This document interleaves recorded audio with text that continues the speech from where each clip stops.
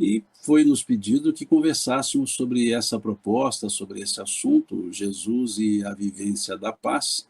Então vamos seguir, né, com essa ideia, depois dessa belíssima música que foi cantada aqui, uma belíssima letra, que nos leva muito a refletir sobre a paz.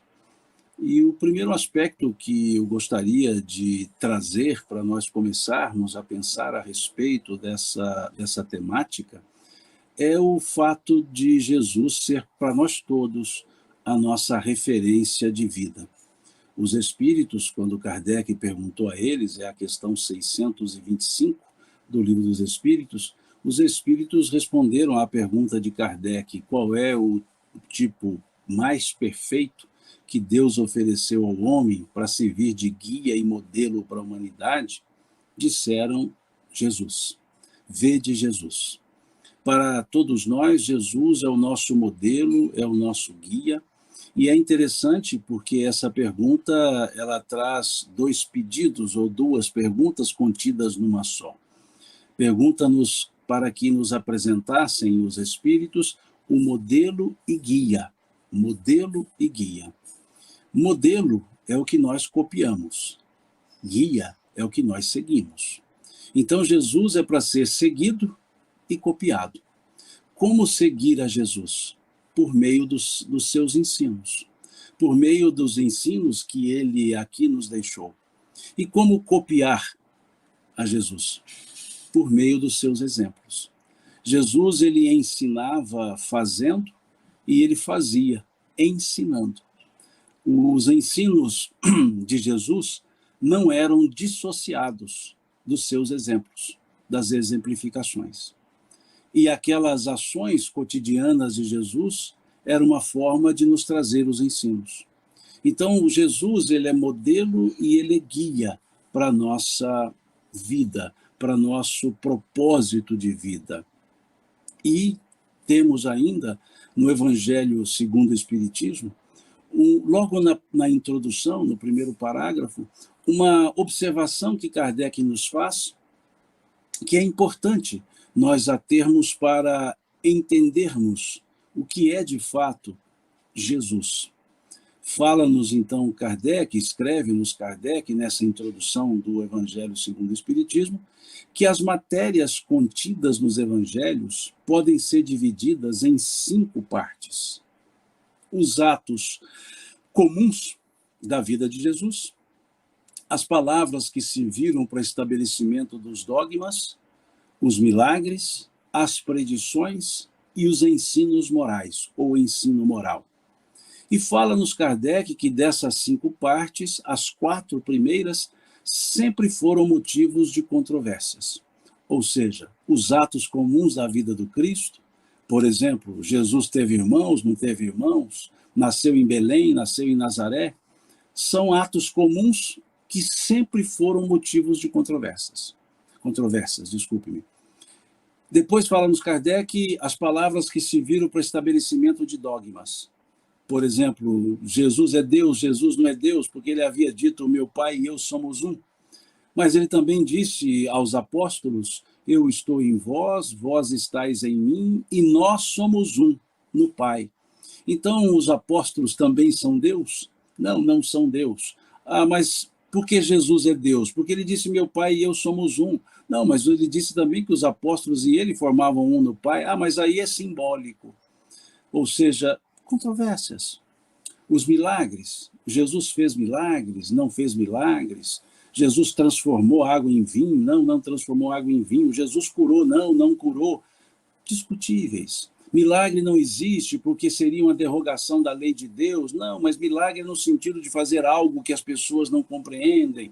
Vejam, motivos controversos. As predições.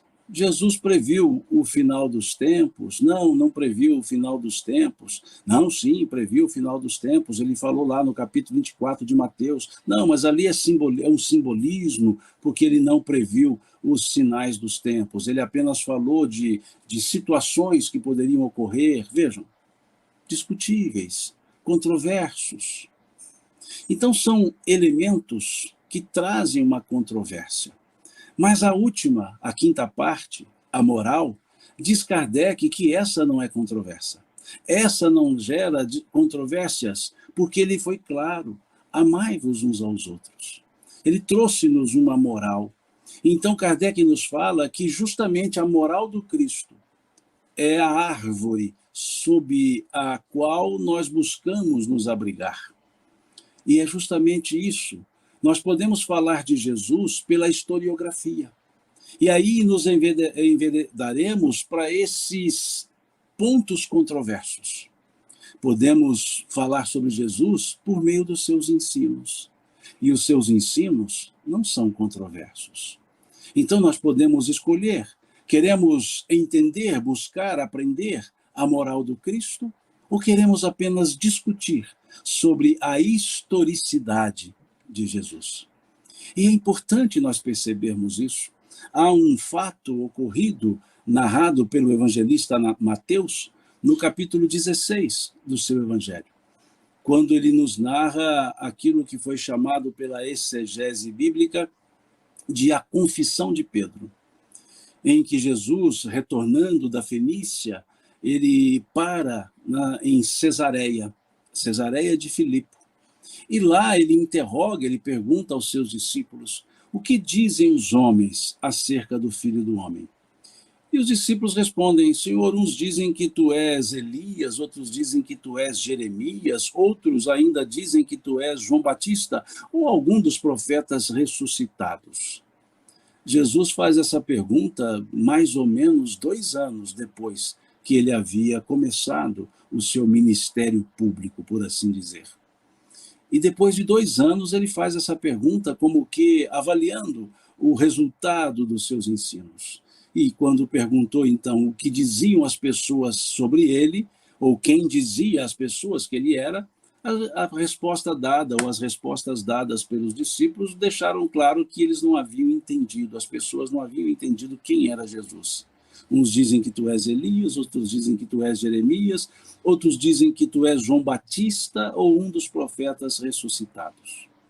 E Jesus faz uma segunda pergunta, agora direcionada especificamente aos discípulos. Ele pergunta: e vós, quem dizeis que eu sou? E diz o texto de Mateus que Pedro toma a palavra e diz: tu és o Cristo, o Filho de Deus vivo. Tu és o Cristo, o Filho de Deus vivo. Naquele momento, Jesus se vira para Pedro e diz a ele: bem-aventurado és tu, filho de Jonas, que não foi a carne e o sangue que tu revelou tais coisas, mas meu Pai que está nos céus. Em outras palavras, Jesus diz a Pedro: bem-aventurado é você, que não foi de você que veio essa expressão, essa fala, mas sim por inspiração divina. Não foi a carne e o sangue que tu revelou tais coisas, vejam. Não foi você que revelou. Você foi inspirado por Deus. Veja, não foi a carne e o sangue que tu revelou tais coisas, mas meu Pai que está nos céus. E por que essa revelação foi forte? Porque Pedro poderia ter dito: tu és Jesus, filho de José e Maria, nascido em Belém, ou nascido em Nazaré, que tinha irmãos, que não tinha irmãos. Mas Pedro não disse isso. Pedro disse: tu és o Cristo, o Filho de Deus vivo. A palavra Cristo, do grego Christos, significa ungido, esperado, mensageiro. Naquele momento, Pedro revela a figura que não tem uma data para nascer e não morreu. A figura do ungido, do esperado, do mensageiro. Por que eu digo isso? Porque a mensagem de Jesus, ela é atemporal. Essa vertente que nós chamamos Cristo, Cristo e Jesus são as mesmas pessoas, óbvio. Cristo é um apelido, Cristo é um título que foi dado a Jesus. Mas quando falamos Cristo, estamos nos referindo ao mensageiro, que deixou uma mensagem que não se perdeu e não se perderá no tempo. Como o mesmo apóstolo Pedro disse, quando Jesus estava dizendo a eles: é necessário que eu vá primeiro, pois se eu não for, o Consolador não virá. É preciso que eu vá primeiro para preparar-vos o caminho. E aí Pedro pergunta a Jesus: Senhor, Se tu fores, com quem nós ficaremos? Pois se só tu tens as palavras de vida, só tu tens as palavras de vida eterna.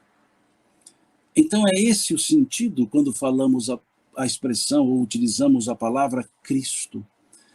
Cristo, Jesus, nasceu numa data, viveu materialmente num período e desencarnou numa data. Mas o Cristo não. O Cristo nasce todas as vezes. Nasce para todas as pessoas em momentos diferentes, todas as vezes que as pessoas encontram a sua mensagem. Para Pedro, o Cristo nasceu às margens do mar da Galileia, quando ele e André estavam pescando, e passa Jesus dizendo a eles: vinde após mim, pois farei de vós, jogai vossas redes fora, pois farei de vós pescadores de almas. Naquele momento nasceu o Cristo para os dois irmãos, Pedro e André. O Cristo nasceu para Levi, Mateus, quando ele estava coletando impostos, e o Cristo disse a ele: levanta e segue-me. Então o Cristo nasce para cada pessoa no momento que a pessoa encontra a sua mensagem. E essa mensagem, ela nunca cairá no esquecimento. Ela não depende da historicidade que queiram dar a Jesus. Essa mensagem é, melhor dizendo, as palavras do Cristo, palavras de vida eterna, os ensinos do Cristo, o verbo que se fez carne, dito pelo evangelista João. O verbo que se fez carne, ou seja, a mensagem da lei de Deus, se fez presente na voz de Jesus. Não é o Deus que se encarna, mas a mensagem divina, pela voz de Jesus, é que chega para nós. E ali, então, nasce essa figura, nasce esse ensino. E é isso que dizemos, ou que afirmamos, quando dizemos Cristo. Quando trazemos o título, é para dizer que não queremos nos enveredar pelas controvérsias históricas, mas queremos mergulhar nas palavras profundas, que são palavras para o nosso soerguimento, para o nosso crescimento. Bendito por Jesus, eu não vim destruir a lei, mas dar-lhe o seu verdadeiro cumprimento. Ele começa a sua trajetória pública, ele começa a trazer-nos os seus ensinos, dizendo-nos que ele não se afastaria da lei de Deus, mas que, se necessário fosse, precisaria alterar alguns conceitos, alguns preconceitos, alguns conceitos arraigados nas pessoas. Por isso ele dizer: não vim destruir a lei, mas dar-lhe o seu verdadeiro cumprimento. Verdadeiro cumprimento. Quando ele falava-nos da lei em diversos momentos, em especial no Sermão do Monte, ele disse certa vez: ouviste o que foi dito, amarás o teu próximo e aborrecerás o teu inimigo. Eu, porém, vos digo: amai os vossos inimigos. Bendizei os que vos maldizem.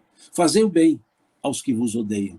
E orai pelos que vos perseguem e vos caluniam, para que sejais chamados filhos do vosso Pai que está nos céus, que faz com que o seu sol se levante sobre maus e bons, e a chuva desça sobre justos e injustos. Pois se amardes somente os que vos amam, que fazeis demais? Não fazem assim os publicanos? E se saudardes somente os que vos saúdam, que fazeis de especial? Não fazem assim também os publicanos? Sede, pois, vós perfeitos, como perfeito é o Pai, é o vosso Pai que está nos céus. Vejam que ensinamento belíssimo. Ele foi dizer o que a lei havia escrito e foi pedir que se alterasse. Ouviste o que foi dito, veja, passado. Ouviste o que foi dito. Amarás o teu próximo e aborrecerás o teu inimigo. Eu, porém, vos digo, diz ele. Observemos a conjunção adversativa. Eu, porém, vos digo. Amai os vossos inimigos. Ele conservou da lei antiga o amarás o teu próximo e alterou o aborrecerás o teu inimigo. Da parte da lei, ele só altera a segunda parte. Amarás o teu próximo, ele manteve. Aborrecerás o teu inimigo, ele pediu que substituísse para amai os vossos inimigos. Bendizei os que vos maldizem. Fazei o bem aos que vos odeiam. E orai pelos que vos perseguem e vos caluniam. Mostrando-nos que essa seria a conduta. Tanto que ele acrescenta, para que sejais chamados filhos do vosso Pai que está nos céus. E explica que esse Pai é bondoso, dizendo que faz com que o seu sol se levante sobre maus e sobre bons, ou seja, para todos. E a chuva desça para justos e injustos. E faz uma comparação, comparando com a conduta daqueles que eram reprováveis, segundo a visão dos judeus. Se amardes somente os que vos amam, que fazeis demais? Não fazem assim os publicanos? Ou seja, se vocês se dizem melhores do que eles, façam melhor do que eles. Então Jesus foi ali chamar a atenção para nos mostrar o que era de fato o que ele veio fazer. E da lei, de toda a estrutura da lei, ele nos traz apenas um mandamento. Um mandamento. Amar. Amar a Deus e amar ao próximo são expressões do mesmo mandamento. Um segundo mandamento, amar ao próximo, mas na verdade o mandamento é um só, amar. A quem se ama é puro e simples o detalhe do amar. Amar a Deus e amar ao próximo. Dois mandamentos que trazem o mesmo verbo, amar. Amar a Deus e amar ao próximo. E Jesus nos pediu que fizéssemos isso. Quando procurado por um doutor da lei, ele pergunta ao Cristo, Senhor, o que devo fazer para ganhar a vida eterna? E Jesus respondeu a ele, já que ele era um doutor da lei, perguntou a ele, o que está escrito na lei? Como tu lês? E aquele doutor da lei respondeu a Jesus, amarás o Senhor teu Deus com todo o teu coração, com todo o teu entendimento, com toda a tua alma, e amarás o teu próximo como a ti mesmo. Jesus vira-se para ele e diz, disse-o bem, faze isto, ama. E aí o doutor da lei pergunta a ele, quem é meu próximo? E Jesus conta uma parábola, a parábola do samaritano, do bom samaritano.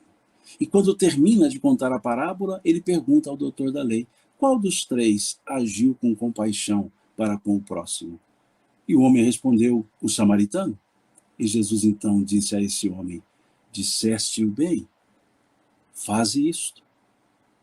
Ou seja, ele pediu que fizéssemos isso, amar.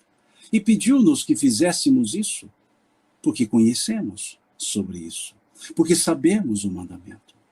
E esses dois mandamentos, disse ele, em outra oportunidade, amar a Deus e amar ao próximo, diz ele, que desses dois mandamentos dependeria toda a lei e os profetas.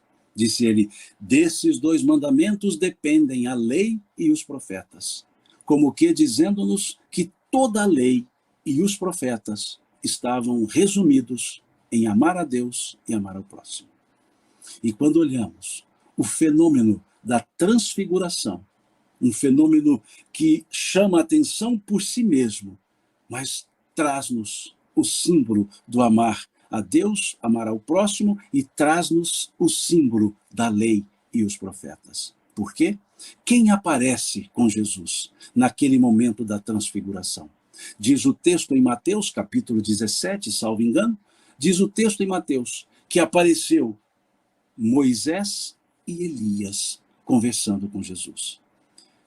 Moisés simboliza a lei. Foi Moisés que recebe a lei no Sinai, foi Moisés que trouxe o Deuteronômio, que trouxe o Levítico, foi Moisés que trouxe a lei. Então, Moisés simboliza a lei. E Elias? Elias foi o maior dos profetas. Elias foi o maior dos profetas. Então, simboliza Elias os profetas. Naquele fenômeno da transfiguração estavam a lei e os profetas. E no meio da lei e os profetas, entre a lei e os profetas, estava o amor, Jesus. Mostrando-nos que a lei e os profetas só se cumprem com amorosidade, com amor. Por isso, Jesus, conversando com a lei e conversando com os profetas, Moisés e Elias. Um fenômeno ligado intimamente com o ensino que Jesus tinha dado. Com o ensino de que a lei e os profetas só se concretizariam no amor. E Jesus era o símbolo do amor. Então, na transfiguração, tínhamos o amor, a lei e os profetas. Ou seja, Jesus, Moisés e Elias. Mostrando-nos, então, que sem o amor, nós não vivemos, nós apenas existimos. E estamos aqui na Terra para evoluir e evoluímos justamente na escada do amor, conhecendo degrau a degrau o progresso intelectual e sentindo a amorosidade, o progresso moral. Estamos na Terra para a evolução intelecto-moral. Estamos na Terra para isso e temos em Jesus o modelo, o guia, para conseguirmos isso. E esse amor encarnado, esse verbo de Deus encarnado, o Logos, que o evangelista João coloca de forma belíssima no introito do seu evangelho, na introdução do seu evangelho.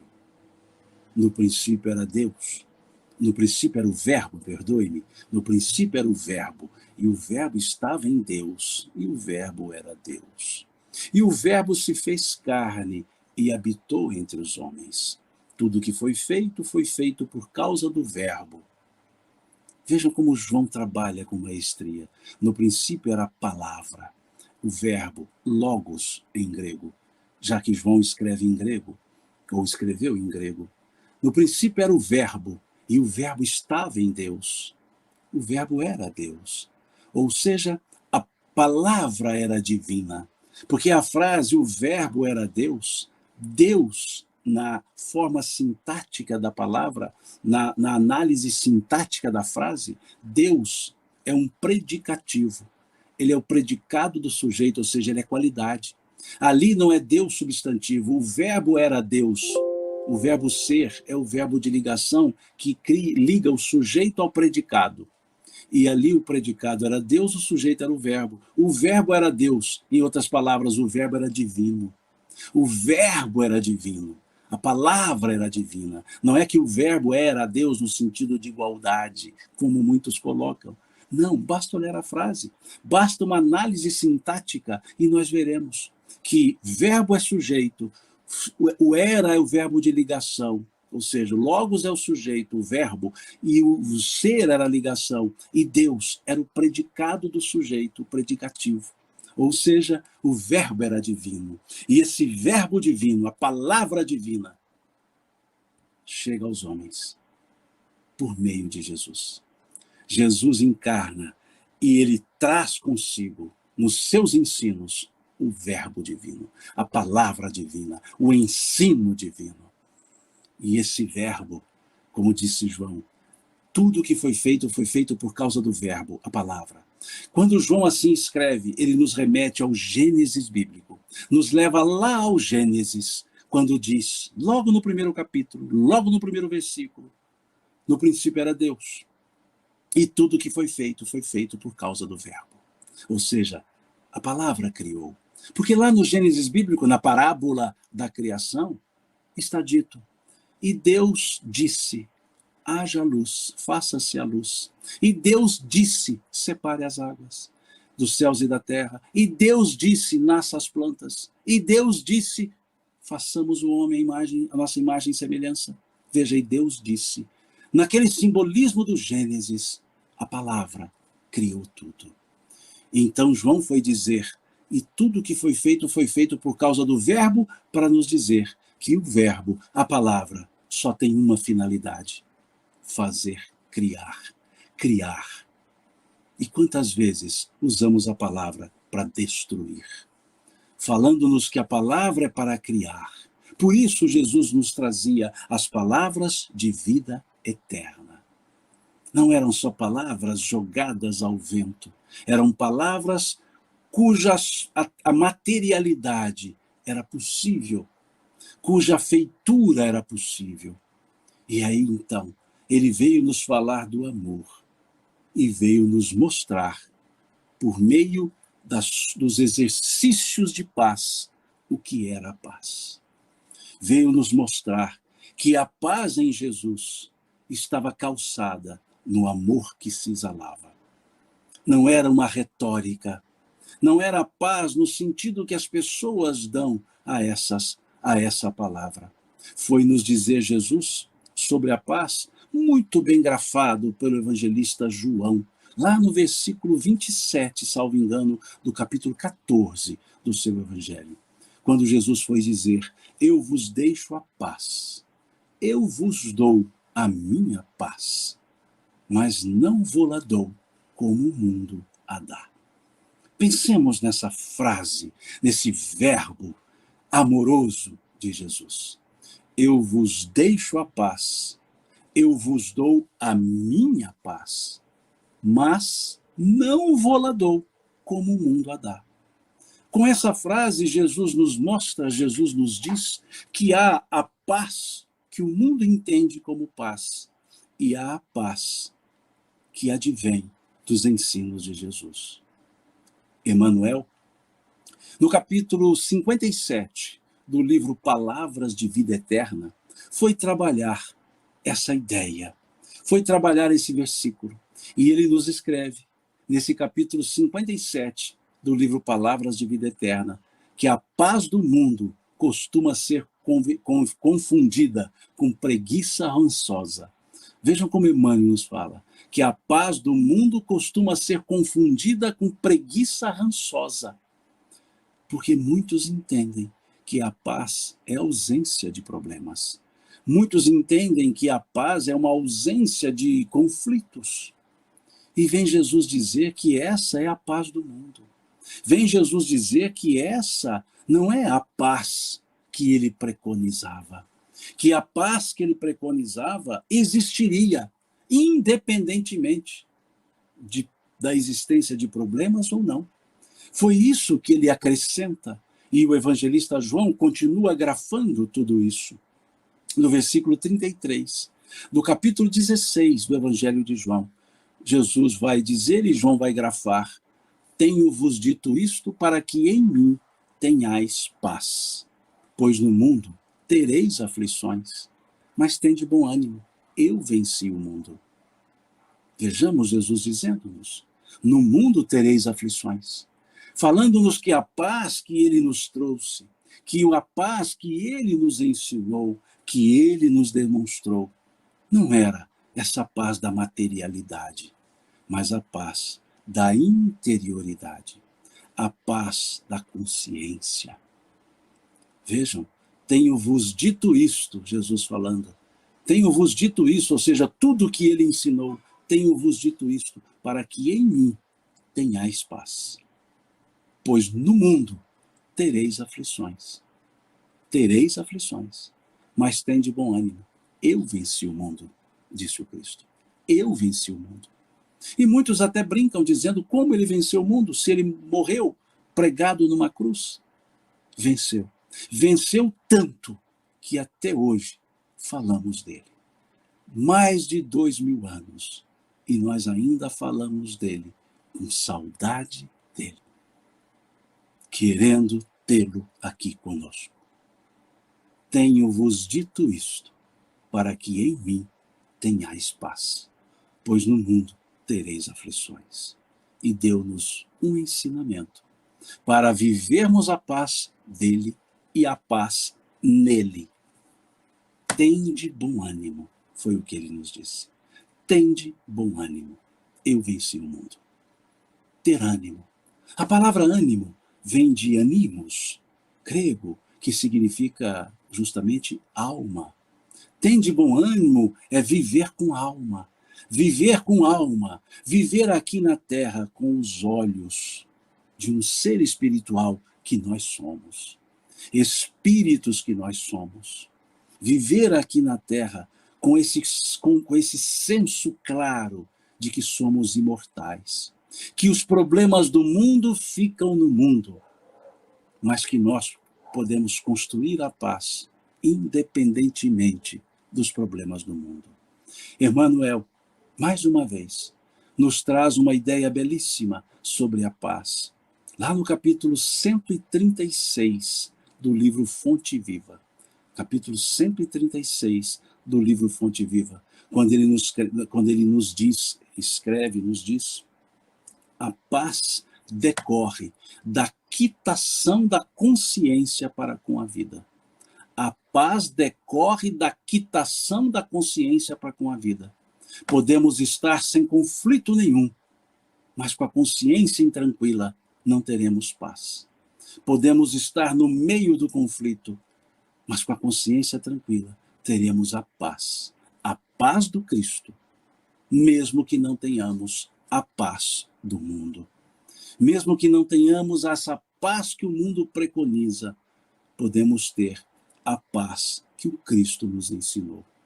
Eu vos deixo a paz, eu vos dou a minha paz, mas não vou-la dou como o mundo a dá. Essa frase, esse final da frase, nos mostra bem que paz devemos procurar. A paz daquele que traz o reino de Deus em si. Como nos ensinou Jesus, o reino de Deus não vem com aparências exteriores, pois o reino de Deus está dentro de vós. O reino de Deus está dentro de vós. Ou, em outras traduções, está entre vós. É preciso que percebamos isso, que só teremos a paz quando nossa consciência estiver quite com a vida. Quando percebermos que são os nossos sentimentos, as nossas ações, que propugnam pela paz. Exercícios de paz no lar, no trabalho, na vida social. Exercícios de paz na vida íntima, na individualidade, a consciência. Buscarmos o silêncio da consciência, mesmo que na balbúrdia da vida material. O silêncio da alma, mesmo que no meio do barulho, no meio ou em meio ao barulho que o mundo cria, que o mundo faz. Aquele momento que nós guardamos no fundo da consciência a serenidade para elevar o pensamento a Deus e orar. Porque é assim que o Cristo nos ensinou, dizendo-nos: tu, quando orares, não faças como fazem os fariseus, que oram em pé nas sinagogas para serem vistos pelos homens. Tu, quando orares, entra no teu quarto e, fechada a porta, ora em silêncio. E o Pai, que tudo vê em secreto, te recompensará. Ora em silêncio. Esse orar em silêncio não é no sentido de não proferir palavras, é o silêncio da alma, é o silêncio da consciência. É a paz, é a paz. É encontrar a paz nesse silêncio da alma que o Cristo nos ensinou a usar a expressão entrar no quarto. Que quarto? O quarto íntimo, o quarto da consciência. Ele diz: entra no teu quarto. Não é entrar num quarto qualquer. Entra no teu quarto. Tua consciência, nossa consciência. É este o aspecto. E ali encontraremos essa ideia de paz, porque nossa consciência estará ligada à consciência divina. No silêncio da alma, que pode ter palavras sem problema nenhum, mas no silêncio da alma, sentirmos Deus. E aí sim, sentimos a paz, encontramos a paz.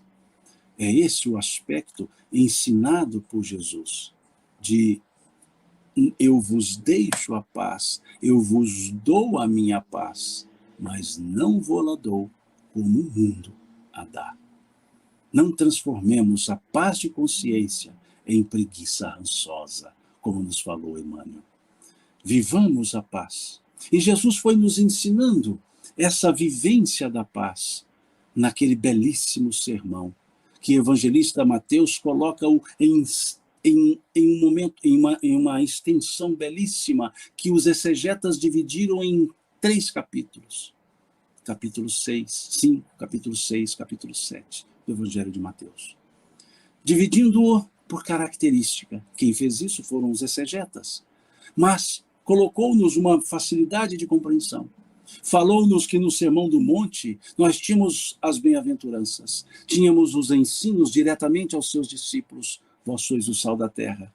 Tínhamos os ensinos sobre a lei, como amar o inimigo. Tínhamos os ensinos sobre a prudência, aquele que constrói a casa sobre a rocha. Tínhamos os ensinos sobre a solicitude pela vida. Quando Jesus foi nos dizer: não vos preocupeis com o que haveis de vestir, pelo que haveis de comer, pelo que haveis de beber, pois meu Pai bem sabe que necessitais dessas coisas. Buscai primeiro o reino de Deus e a sua justiça, e essas outras coisas ser-vos-ão acrescentadas. Quantas vezes nós perdemos um certo rumo de existência em busca das coisas materiais? Quantas vezes vivemos num corre-corre, vivemos numa correria, numa falta de tempo? Quantas vezes? Quantas vezes nós trocamos a necessidade para atender os desejos? É isso que Jesus foi nos ensinar. Vivemos atabalhoadamente, apressadamente. Aqui em Minas temos um ditado que diz que o homem nasce, cresce, corre, corre, fica velho e morre. Não vive. Nasce, cresce, corre, corre, fica velho e morre. Nós não sentimos a vida. Não temos o silêncio da alma. Não trazemos a paz que o Cristo nos ensinou. E os acontecimentos fluem, e quando percebemos, já se passou o tempo. Já se passou aquela belíssima oportunidade. Eu digo, brincando, que antigamente levava 1 ano para passar 1 ano. Hoje, com 6 meses, o ano acaba. E por que o ano acaba com 6 meses? Porque os outros 6 meses nós engolimos na correria, nós engolimos no dia a dia. Então pensemos que Jesus foi nos ensinar sobre essa solicitude pela vida, dizendo-nos que o necessário nós sempre teríamos, mas nós confundimos o necessário com o desejável. Queremos tantas coisas e não observamos aquelas que realmente delas necessitamos. Por isso ele disse: buscai primeiro o reino de Deus. Ele não disse: buscai unicamente o reino de Deus. Ele disse: buscai primeiro.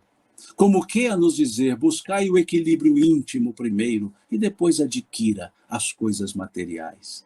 Buscai a consciência em paz para depois buscar as coisas materiais. Vejamos que ensino belíssimo.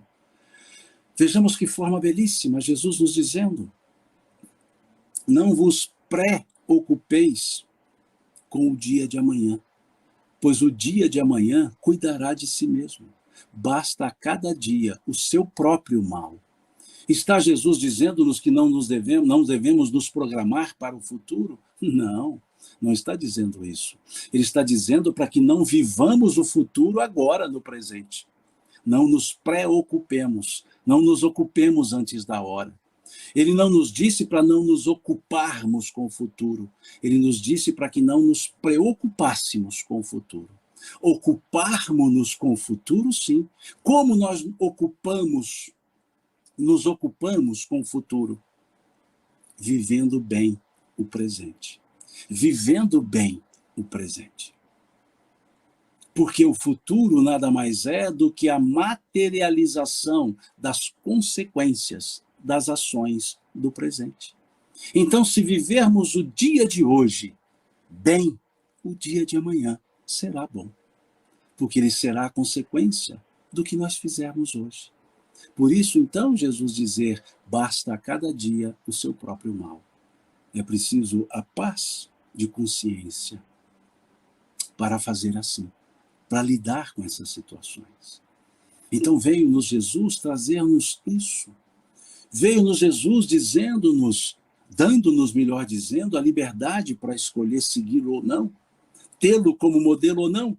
Quando ele nos fala, salvo engano, no capítulo 9 do Evangelho de Lucas, salvo engano ainda, no versículo 23, por aí, ele vai nos dizer: quem quiser vir após mim, renuncie-se a si mesmo. Pegue a sua cruz a cada dia e me siga. Quem quiser. Ele não obrigou ninguém a segui-lo. Quem quiser. Mas ele deixou claro, ir após ele. Não ir antes dele. Não ir à frente dele. Aquele que quiser vir após mim. O que é vir após mim? É ter Jesus como referência. É ter Jesus à frente. É seguirmos os seus ensinos, que são ensinos para a nossa alegria de vida. São ensinos para a nossa felicidade de vida. Então ele pede-nos para que tenhamos, ou tenhamo-lo à frente. Aquele que quiser vir após mim. E aí ele deixa um indicativo. Renuncie-se a si mesmo. Renuncie-se a si mesmo. O que é renunciar-se a si mesmo? Não ser egoísta. Não pensar somente em si. Renuncie-se a si mesmo. Ou seja, não deixe de lado o individualismo. Mantenha a individualidade, mas deixe de lado o individualismo. Não podemos seguir a Jesus sendo individualistas, sendo egoístas. Esse é o pedido que Jesus nos fez. A condição que Jesus nos colocou. Renuncie-se a si mesmo. E mostrou-nos que o fato de segui-lo não nos isenta das nossas responsabilidades. Pegue a sua cruz. Pegue a sua cruz. Mas com um detalhe. Pegue a sua cruz a cada dia e me siga. A cada dia. Isso liga-se muito bem ao basta a cada dia o seu próprio mal. Mostrando-nos Jesus a importância de um dia. Dizendo-nos que em um dia nós podemos fazer muitas coisas. Dizendo-nos que em um dia nós podemos redirecionar as nossas vidas. Podemos refazer-nos e refazer as nossas vidas. Em um dia. Quantas vezes achamos que um dia é pouco? E Jesus vem nos falar que a cada dia nós resolvemos uma parte da nossa vida. Pegue a sua cruz a cada dia. A cada dia. E me siga, encerra ele. Pegue a sua cruz a cada dia e me siga. Ou seja, sigamo-lo, que resolveremos as nossas pendências. E o apóstolo Paulo, aos Efésios, na sua carta aos Efésios, foi muito feliz quando escreveu: irmãos, irai-vos, mas não pequeis, não se ponha o sol sobre a vossa ira. Olha que coisa belíssima. É normal que tenhamos aborrecimentos na vida. É natural que no curso da existência, situações, uma ou outra, nos dá uma sensação de dificuldade, de irritabilidade até, de enraivecimento até. Mas o apóstolo Paulo disse: irai-vos, mas não pequeis. Ou seja, não transformemos essas situações, por assim dizer, indesejáveis, em situações que possam fazer com que agridamos as outras pessoas.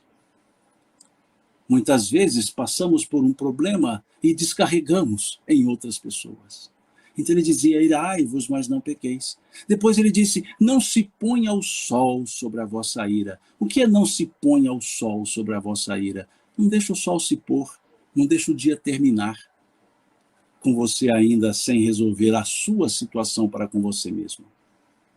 Não se ponha o sol sobre a vossa ira. Não quer dizer que resolveremos os problemas durante o dia, mas durante o dia podemos nos resolver ante os problemas.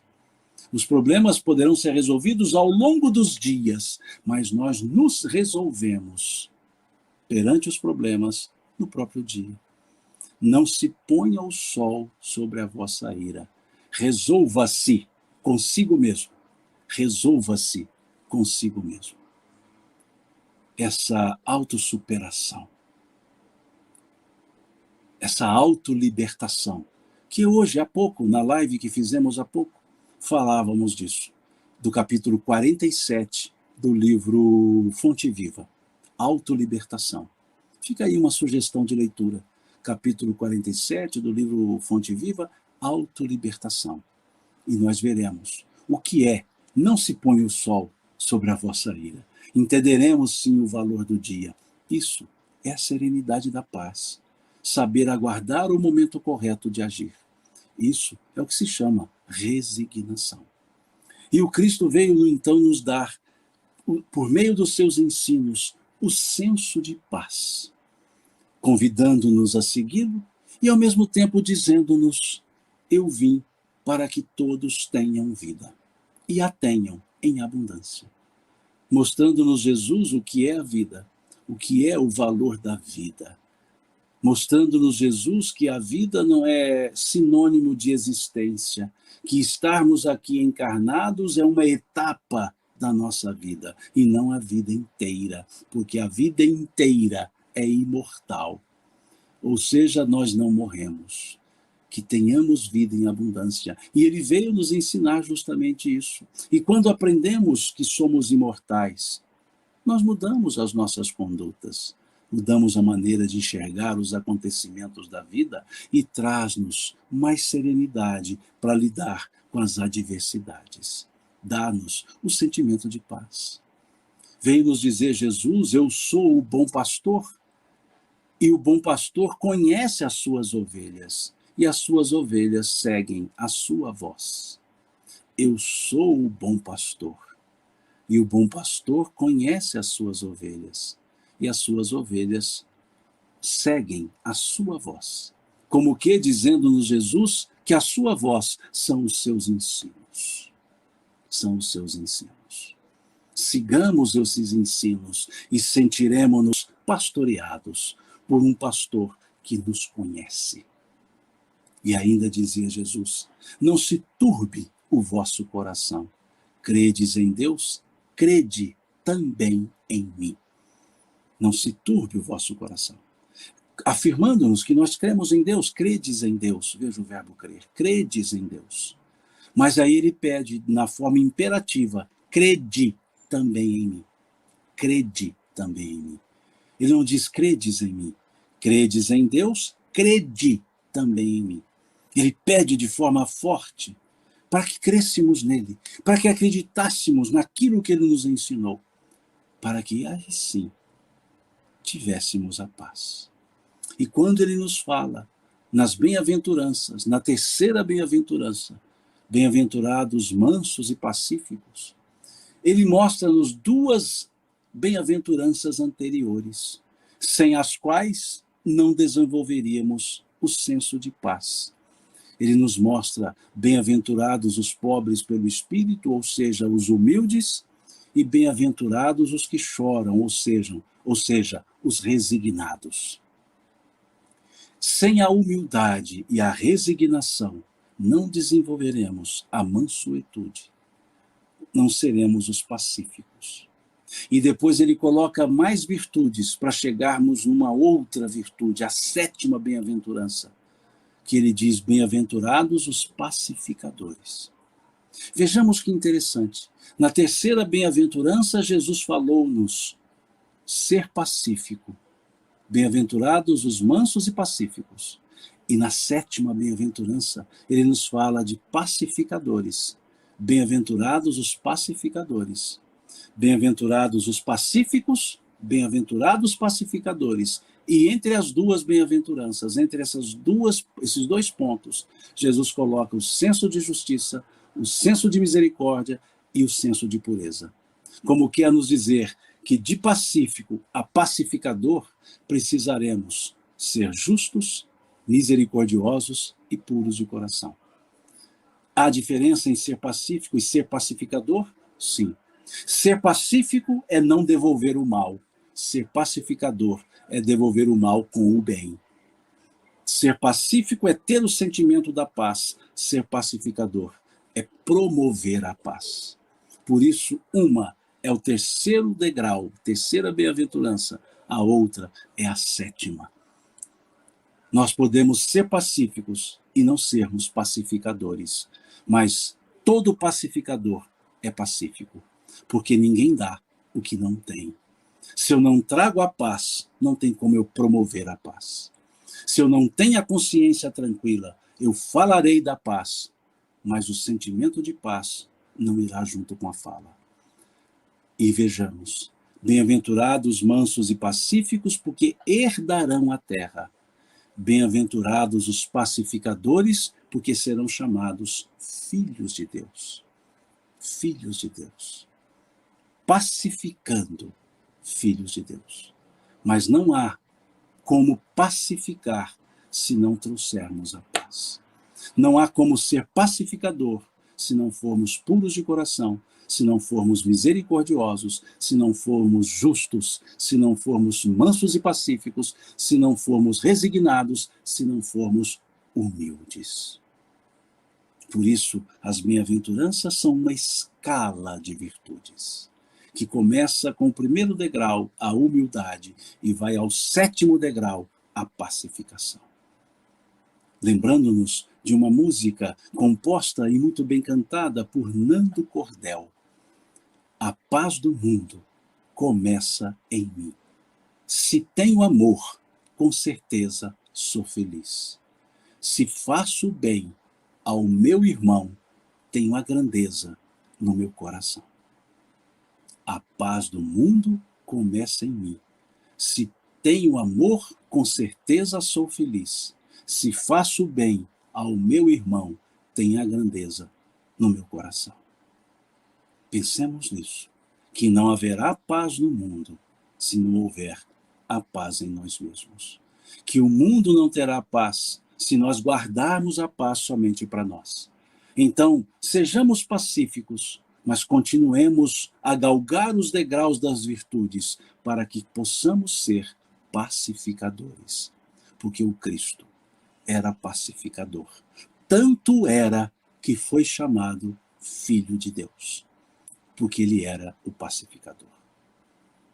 E esse pacificador nos convidou a estar com ele, nos chamou a estar com ele, justamente nos momentos de maiores atribulações, dizendo-nos: vinde a mim, todos vós que estáis cansados e fatigados, e eu vos aliviarei. Tomai sobre vós o meu jugo e aprendei de mim, que sou manso e humilde de coração, e encontrareis refúgio para as vossas almas, pois leve é meu fardo e suave é meu jugo.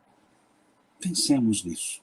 Sintamo-nos abraçados pelo Cristo e no recôndito da nossa alma cultivemos a paz, para que um dia possamos ser os pacificadores, aqueles chamados filhos de Deus. Muito obrigado mais uma vez